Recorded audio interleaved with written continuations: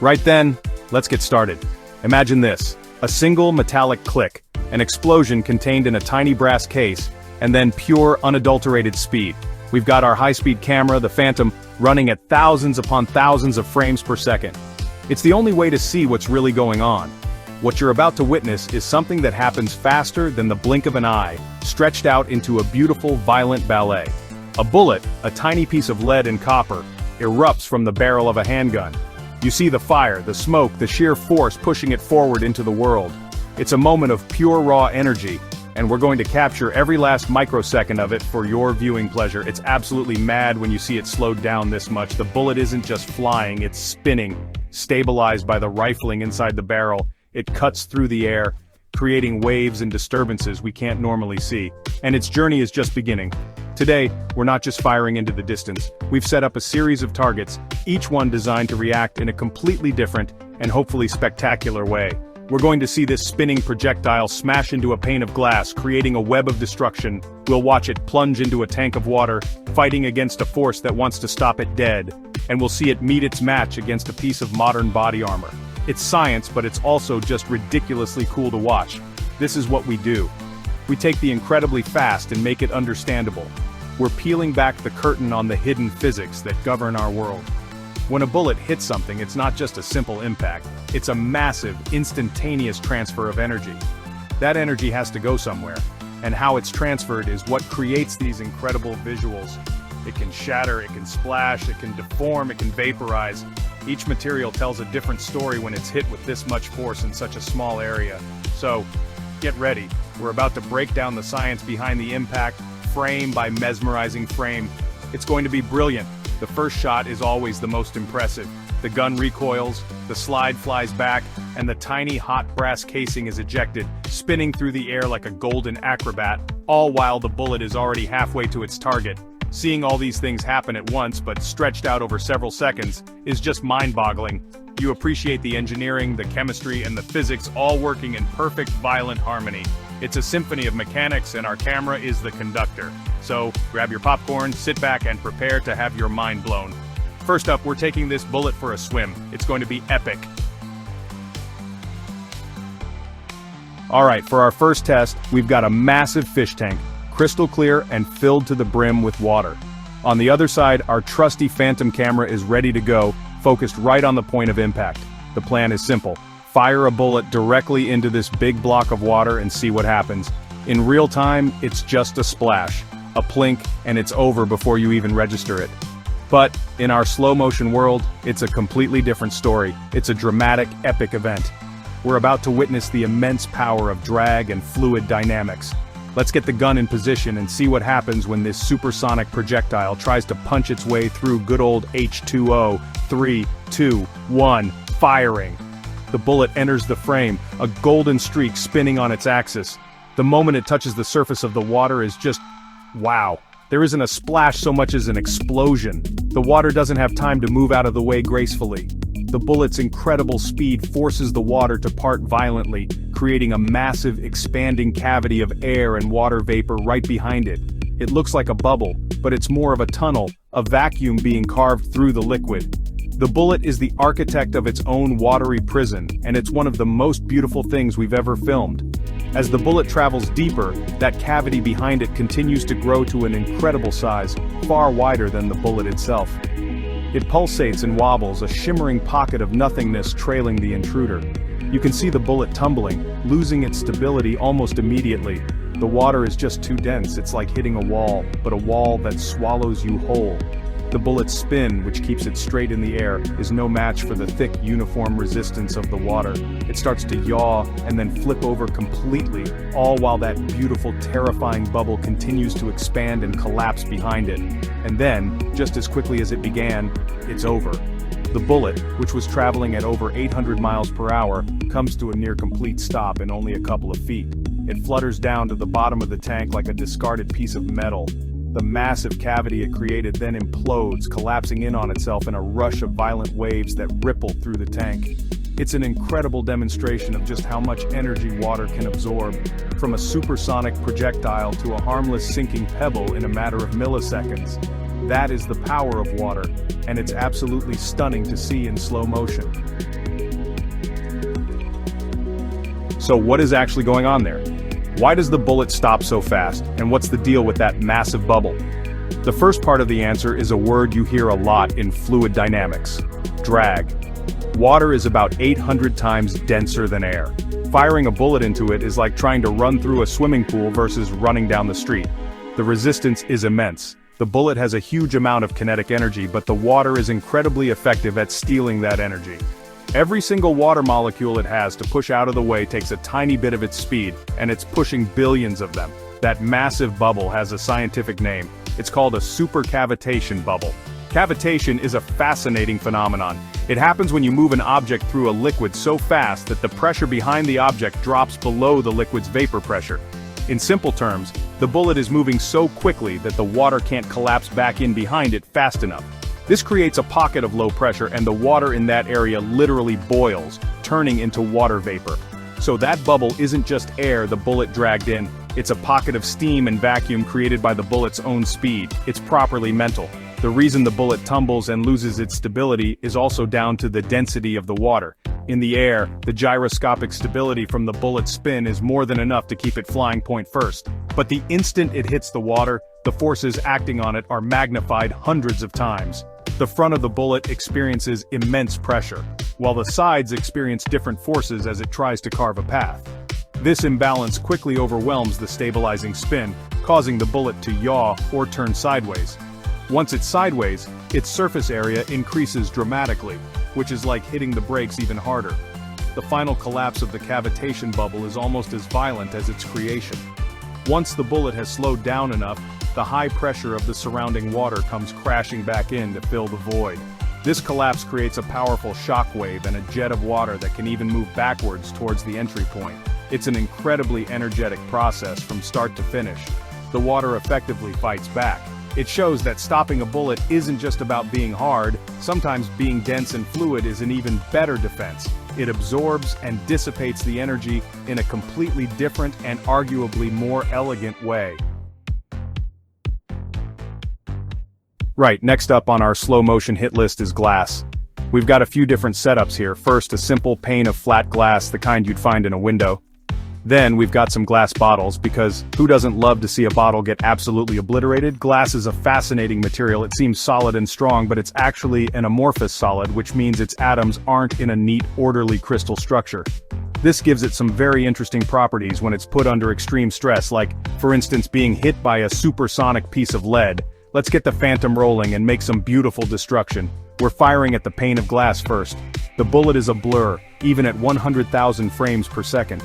The very instant it makes contact, something amazing happens. Before the glass even seems to break, you see these faint lines, these shock waves, ripple out from the point of impact at incredible speed. These are stress waves, traveling through the glass faster than the bullet itself. They are the heralds of the destruction that is about to follow. It's like the glass is being told it's about to break before it actually happens. It's a completely invisible phenomenon in real time, but our camera sees everything. Then the real chaos begins. The bullet punches a clean hole right where it hits, but that's not the interesting part. From that hole, cracks begin to radiate outwards, like the spokes of a wheel. These are called radial cracks. At the same time, a cone of pulverized glass is ejected from the back of the pane. This is called a conoid fracture. It's a signature pattern of a high-velocity impact. The glass is being pushed and stretched beyond its limits, and it relieves that stress by cracking. The way it fails is so ordered, so geometric, it's hard to believe it's the result of such a messy, violent event. Now for the bottle. This is even more spectacular. The bullet hits the side, and for a split second, the bottle is still perfectly intact, with just a tiny hole and those same shock waves racing around its curved surface. But then, it just gives up. The entire structure disintegrates into a cloud of tiny, sparkling fragments. The water that was inside, if we filled it, gets left behind, hanging in the air for a moment in the perfect shape of the bottle that is no longer there. It's one of my favorite things to film. The combination of the shattering glass and the liquid dynamics is just a perfect storm of slow-motion beauty. So why does glass break in that specific spiderweb-like way? Well, it all comes down to how stress travels through the material. When the bullet hits, it imparts a massive amount of force in a tiny area. This creates compression right at the point of impact, but more importantly, it causes the glass to bend. As the glass flexes away from the bullet, the back surface is stretched, creating immense tension. You see, glass is very strong under compression, but it's incredibly weak under tension. The first cracks, those radial cracks spreading outwards, form on the back surface where the tension is highest. Those radial cracks are actually the first phase of the failure. They radiate out from the impact point because they're relieving the tension created by the bending. But as the bullet pushes further through, a second set of cracks starts to form. These are called concentric cracks. They're circular cracks that connect the radial ones, kind of like a spider web. These happen because of the continued flexing of the petals of glass between the radial cracks. So, you get this beautiful, ordered pattern of destruction. First the radial spokes, then the concentric rings connecting them.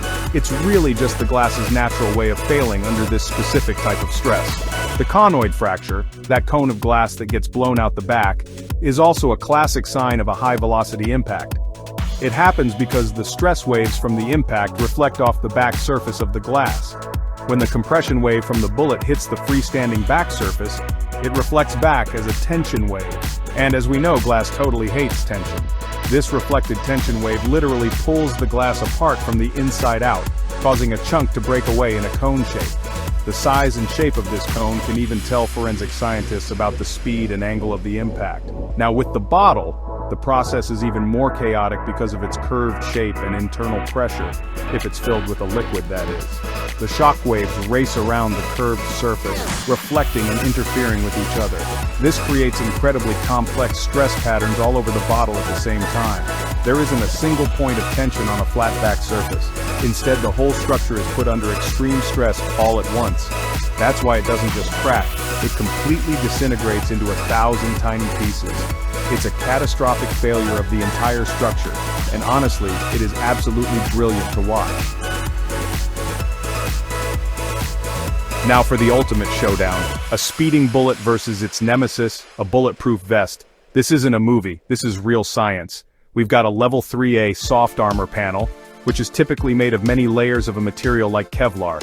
This stuff is designed to stop handgun rounds, just like the one we're using today. In real time you see the vest jump, and that's about it. The bullet just stops. But how? What's the secret?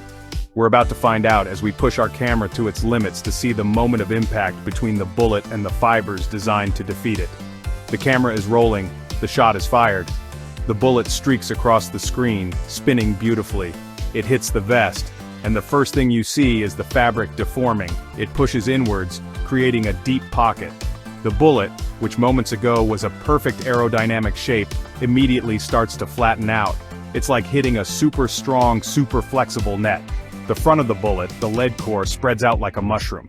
This is crucial. By changing shape, it spreads its energy over a much larger area, making it easier for the vest to handle the force. As the bullet deforms, the layers of the vest get to work. You can see the individual fibers of the Kevlar fabric stretching to their absolute limit. They are incredibly strong, but their real genius is their ability to work together. The weave of the fabric helps to distribute the force of the impact across a wide area of the vest. It's not just the few fibers the bullet hits directly, it's thousands of them all pulling and stretching to share the load. It's a team effort. You can see ripples of energy spreading out through the panel away from the point of impact. The bullet is stopped. In a fraction of a second its journey is over. It's caught in a web of high-strength synthetic fibers, its shape grotesquely deformed, its energy completely absorbed. The back of the vest shows a bulge, which is called backface deformation. This is the energy that still gets through, and it can still cause injury, but it's a world away from the catastrophic damage the bullet would have caused otherwise. The armor didn't break, it bent, it didn't shatter, it stretched. It caught the bullet's energy and spread it out, turning a lethal projectile into a lump of metal. It's an incredible piece of engineering. So, how does a soft material like Kevlar actually stop a hard, fast bullet? The magic is in the material's properties and how it's constructed. Kevlar is a brand name for a type of synthetic fiber called an aramid. These fibers have an incredibly high tensile strength, which means they are extremely difficult to stretch or break. On a weight-for-weight basis, Kevlar is actually 5 times stronger than steel. When these super strong fibers are woven into a tight mat and layered on top of each other, They create a formidable barrier. It's not about being hard, it's about being tough and flexible. The primary mechanism is energy absorption. A bullet has a fixed amount of kinetic energy, the energy of motion. To stop the bullet, you have to get rid of that energy. A hard target, like a steel plate, might stop a bullet by shattering it or deforming it completely. A soft armor vest does it differently. It catches the bullet in a web of its fibers. As the bullet pushes into the vest, it forces dozens of layers and thousands of fibers to stretch. This stretching action requires a huge amount of energy, and that energy is taken directly from the bullet, slowing it down. Think of it like catching a fast-moving baseball. If you hold your hand out stiffly, the ball hurts your hand because all the energy is transferred to a small area very quickly. But if you move your hand back as you catch the ball, you increase the time and distance over which the energy is transferred, and it doesn't hurt nearly as much.